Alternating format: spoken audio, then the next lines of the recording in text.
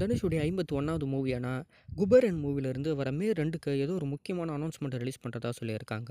சேகர் கபலன்ஷுடைய டைரக்ஷனில் இந்த மூவியில் இருக்க டீசருடைய அனௌன்ஸ்மெண்ட் தான் வர மே 2 அன்னைக்கு ரிலீஸ் ஆக போகுதுன்ற மாதிரி அப்டேட் போய்கிட்டு இருக்கு.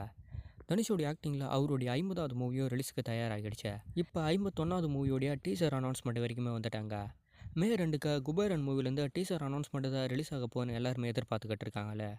மும்பையில் இருக்க பயங்கரமான ஒரு சம்பவத்தை பேஸ் பண்ணி தான் இந்த மூவி மேக் பண்ணிக்கிட்டு இருக்கிறதா ஏற்கனவே ஒரு சில அப்டேட்டும் போய்கிட்டு இருந்தது. பார்க்கலாம் வர மே 2 அன்னைக்கு இந்த மூவிலேருந்து என்ன மாதிரியான அனௌன்ஸ்மெண்ட் ரிலீஸ் ஆக போகுதுன்னு. சமந்தாவுடைய ப்ரொடக்ஷன் ஆக்ஷனில் நெக்ஸ்ட் ஒரு மூவி தயாராகிறத கன்ஃபார்ம் பண்ணியிருக்காங்களே. பங்காரம் அப்படின்னு தான் டைட்டில் வச்சுருக்காங்க. மா இந்தி பங்காரம் அப்படின்ற மாதிரி தெலுங்கில் தான் இந்த மூவி தயாராக போகுது. இது மட்டும் இல்லாமல் இந்த மூவியை பேன் இண்டியா வைஸில் ரிலீஸ் பண்ணுறதுக்கும் ஒரு சில பிளான் போய்கிட்டு இருக்கிறத அப்டேட் கொடுத்துருக்காங்க. ரீசெண்டாக இந்த மூவியோடைய ஃபர்ஸ்ட் லுக்கை ரிலீஸ் பண்ணி கன்ஃபார்ம் பண்ணியிருக்காங்களே. சமந்தாவோட ஆக்டிங்கில் ஒரு பெரிய பட்ஜெட்டில் மட்டும் இல்லாமல் ஒரு சஸ்பென்ஸ் த்ரில்லர் கலந்த ஆக்ஷன் மூவியாக தான் இந்த மூவி ரிலீஸ் ஆக போகுது. இப்போ இந்த மூவியோடைய ஃபர்ஸ்ட் லுக்கு ஒரு பெரிய ரெஸ்பான்ஸ் ஏற்பட்டிருக்கு.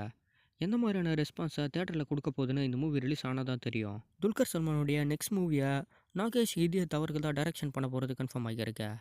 ஒரு நல்ல கேங்ஸ்டர் கலந்த லவ் ஸ்டோரி என்டர்டைன்மெண்ட் மூவியாக இந்த மூவி இருக்க போகுதுன்னு நினைக்கிறேன். ஏன்னா தொடர்ந்து துல்கர் சல்மான் அவர்கள் கேங்ஸ்டர் மூவியில் ஆக்டிங் பண்ணிக்கிட்டு வராரு. அதுவும் லவ் ஸ்டோரினா சொல்லவே தேவையில்ல, ரொம்ப பெருசாக ஒர்க் அவுட் ஆகிடுது. நெக்ஸ்ட்டு இவருடைய டைரக்ஷனில் துல்கர் சல்மானுடைய ஆக்டிங்கில் எந்த மாதிரி இருக்க போகுதுன்னு தெரியல.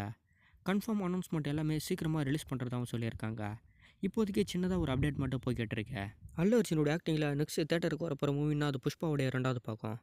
இந்த மூவியோடைய டிஜிட்டல் ரைட்ஸ் மட்டுமே கிட்டத்தட்ட 270 கோடி ரூபாய்க்கு மேலே நெட்ஃப்ளிக்ஸ் வாங்கியிருக்கிறதா ஒரு சில அப்டேட் போய்கிட்டு இருக்கேன்.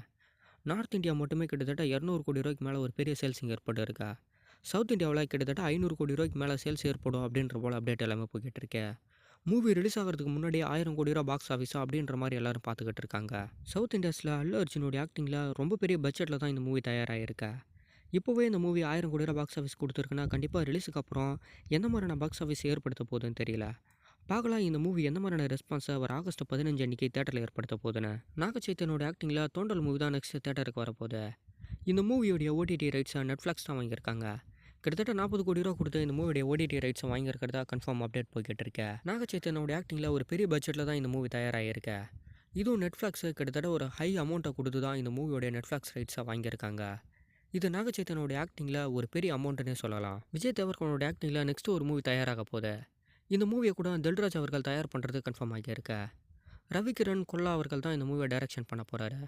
ரவுடி ஜனார்தன் அப்படின்ற மாதிரி இந்த மூவியோட டைட்டில் வச்சிருக்கிறதா ஒரு அப்டேட் போய்கிட்டு இருக்க.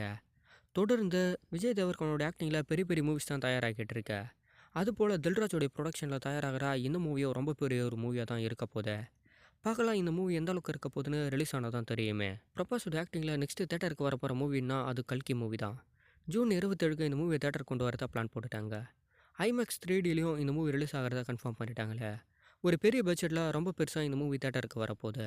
ஜூன் 27க்கு தெரியும் இந்த மூவி எந்த மாதிரியான ரெஸ்பான்ஸை தேட்டரில் ஏற்படுத்த போகுதுன்னு.